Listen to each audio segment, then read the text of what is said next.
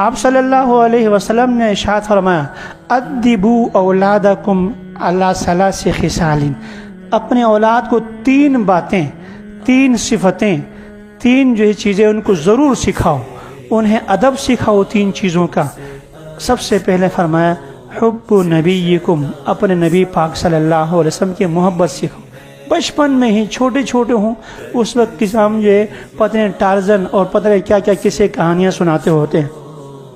انہیں صحابہ کرام کے واقعات سنائیں، کوئی اور کتاب نہ صحیح، اگر آپ کو، حالانکہ چھوٹی چھوٹی کتابیں موجود ہیں، علماء کرام نے چھوٹے بچوں کے لیے قصے کہانیوں کی کتاب لکھی ہیں، لیکن آج تک ان میں سے مجھ سے کسی نے نہیں پوچھا کہ مفتی صاحب ہم اپنے اولاد کو چھوٹے چھوٹے بچے صحیح کسے سنانا چاہتے ہیں، کوئی ایسے صحابہ کرام کے واقعات کی کوئی کتاب ہے؟ آپ میں سے اگر کسی نے مجھ سے پوچھا تو ہاتھ کھڑا کر دیں، میں انعام دوں گا۔ کسی نے نہیں پوچھا، کیونکہ ضرورت ہی نہیں ہوگی نا۔ آپ نے سکھانا ہے اس کو کرکٹ کا جو ہے وہ فلاں فلاں کون ہے، آپ نے جو یہ دکھانا ہے کہ ہاکی ہیں فلاں کو کون ہے، فٹ بال چل رہا ہے تو وہ کون کھیل رہا ہے فلاں، آپ نے ان کی قصے کہانیاں سنانی ہیں، صحابہ کرام سے کیا کرنا۔ میں نے عرض کیا کہ مجھے تقریباً 12 سال 13 سال یہاں ہو گئے، مجھے یاد نہیں پڑتا، ممکن ہے بھول گیا ہوں، اللہ کرے ایسا ہی ہو، لیکن مجھے یاد نہیں پڑتا کسی نے آ کے کہہ دیا ہو بچوں کے لیے قصے کہانیاں سچوں کی کوئی کتاب ہو تو بتا دو، تو مجھ سے کسی نے نہیں پوچھا۔ بہرحال تو اگر کچھ اور نہ صحیح فضائل اعمال تو مسجد میں موجود ہوتی ہے نا، اس کے شروع میں کچھ اگرچہ وہ بچوں کے لیے نہیں ہیں، بڑوں کے لیے بھی ہیں، خالص بچوں کے لیے قصے کہانیاں سچوں کی موجود ہیں، تو وہ حضرت صلی اللہ علیہ وسلم کے واقعات، صحابہ کرام کے واقعات سنائیں تاکہ نبی پاک صلی اللہ علیہ وسلم کی محبت بچوں کے اندر پیدا ہو۔ بچپن میں جو چیز یہاں بیٹھ جاتی ہے نا، پھر وہ نکلتی نہیں ہے، وہ پتھر پر لکیر ہوتی ہے۔ تو حضرت علی رضی اللہ تعالیٰ عنہ کی روایت ہے، آپ صلی اللہ علیہ وسلم نے ارشاد فرمایا اپنے اولاد کو 3 چیزیں سکھاؤ، اپنے نبی سے محبت سکھاؤ، 1 نمبر 2 آپ فرمایا کہ اہل بیت حضور صلی اللہ علیہ وسلم کی ازواج مطہرات، آپ صلی اللہ علیہ وسلم کے بیٹے تو بچپن میں فوت ہو گئے تھے، بیٹیاں جو تھیں 4 بیٹیاں تھیں، بیٹیاں حضور کی کتنی تھیں؟ جواب دو ذرا، جواب کتنی تھیں؟ 4 بیٹیاں ہیں، اس لیے میں ہر خطبے میں 4 کا نام لیتا ہوں، زینب، رقیہ، فاطمہ، ام کلثوم، حضور کی بیٹیاں 4 ہیں، اور یہ 4 بیٹیاں حضور صلی اللہ علیہ وسلم کی اپنی ہیں، یہ نہیں کہ نعوذ باللہ جو ہے کہ وہ ربیبہ ہوں، اپنی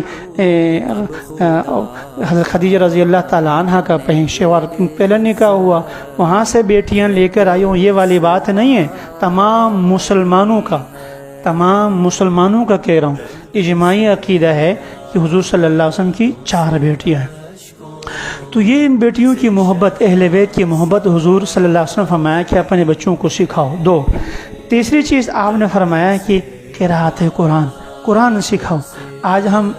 ABCD یہ سکھاتے ہیں اور 14 سال کے بعد وہ الٹا ہو جاتا ہے، AB کے بعد BA ہو جاتا ہے، یعنی ہم شروع میں سکھاتے ہیں AB اور 14 سال کے بعد BA، لیکن افسوس کا مقام ہے کہ قرآن صحیح طریقے سے، جیسے قرآن ہے مشہور ہے، ایک صاحب گئے تھے عرب میں، وہاں جا کر کوئی پڑھ رہا تھا قرآن، تو دوسرے نے کیا پڑھ رہا ہے؟ قرآن کا، اللہ کی قسم یہ قرآن نہیں ہے، تو پشتو بول رہا ہے یا بلوچی بول رہا ہے یا کچھ اور بول رہا ہے تو یہ تو ٹھیک ہے، لیکن جو تو پڑھ رہا ہے یہ قرآن نہیں ہے۔ قرآن کے مخارج ہیں، آدھا چیزیں ہیں، اس کے لیے تا الگ ہے، سین الگ ہے، صاد الگ ہے، ذال الگ ہے، زا الگ ہے، ضا الگ ہے، ضاد الگ ہے، 4 حرف ہیں، ذال، زا، اور توئی کے بعد جو زوئی ہوتا ہے اور رمضان والا زواد ہوتا ہے، الفاظ کے آواز بظاہر ایک جیسے نکلتی ہے، معنی کہاں سے کہاں پہنچ جاتا ہے، کہاں سے کہاں پہنچ جاتا ہے۔ اگرچہ ہم پکے کاری نہ صحیح، لیکن تھوڑا بہت اتنا تو ہو نا، پتہ چل جائے آگے والا پڑھنا کیا چاہتا ہے، پڑھتا کیا ہے۔ تو فرمایا کہ اپنے بچوں کو قرآن سکھاؤ، تو پھر کیا ہوگا؟ آگے حضور صلی اللہ علیہ وسلم نے ارشاد فرمایا، بتانا یہ ہے فَإِنَّ حَمَلَةَ الْقُرْآنِ فِي ظِلِّ اللَّهِ يَوْمَ الْقِيَامَةِ، حاملین قرآن کل قیامت کے دن عرش کے سائے کے نیچے ہوں گے، حاملین قرآن کو۔ اور حضرت صلی اللہ علیہ وسلم کی ایک اور حدیث، آپ صلی اللہ علیہ وسلم نے ارشاد فرمایا اشراف امتی حملۃ القرآن، میری امت کی VIP لوگ، یہاں باہر چلتا ہے نا، کوئی وزیر اعلیٰ آ گیا، گورنر صاحب تشریف لائے، VVPI موومنٹ ہو رہی ہے، اب جو ہے وہ دکان بڑا اور بہت بڑا آ جائے تو یہ جو ہے MCC باٹا یہ دکانیں بند کراتے ہوتے ہیں، VIP آ رہا ہے۔ تو قیامت کے دن VIP کون ہے؟ حملۃ القرآن۔ اور کیا ہوگا؟ صرف وہ نہیں، ان کے والدین کو تاج پہنایا جائے گا، والدین کو اور ان کے خاندان کے 10 ایسے بندے جن پر جہنم واجب ہو چکی ہوگی، اس کی سفارش سے ان کے لیے جنت کا دروازہ کھول لیا جائے گا۔ تو اشراف امتی، آج جو ہے جب حج کا کوٹہ آتا ہے نا تو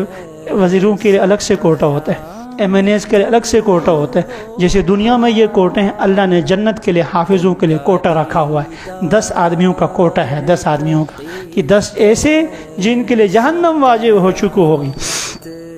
تو حضور صلی اللہ علیہ وسلم نے فرمایا اشراف امتی حملۃ القرآن۔ اور ایک اور روایت میں فرمایا خیر، عثمان غنی رضی اللہ تعالیٰ عنہ کی روایت ہے، حضور صلی اللہ علیہ وسلم کا فرمان بخاری شریف میں، خیرکم من تعلم القرآن وعلمہ، جو قرآن پڑھے پڑھائے۔ قرآن نام ہے الفاظ معنی دونوں کا، الفاظ پڑھائے ان کے معنی سکھائے، یہ سب سے اعلیٰ درجہ ہے۔ جو صرف الفاظ سکھاتے ہیں قراء حضرات، یہ بھی اسی تعریف میں شامل ہے۔ جو صرف معنی بتاتے ہیں مفسرین اعظام، فقہائے کرام، ساری حدیثیں، جتنی قرآن حدیثیں ہم پڑھتے ہیں ساری کی ساری حدیثیں کیا ہیں؟ قرآن کی تفسیری تو ہیں۔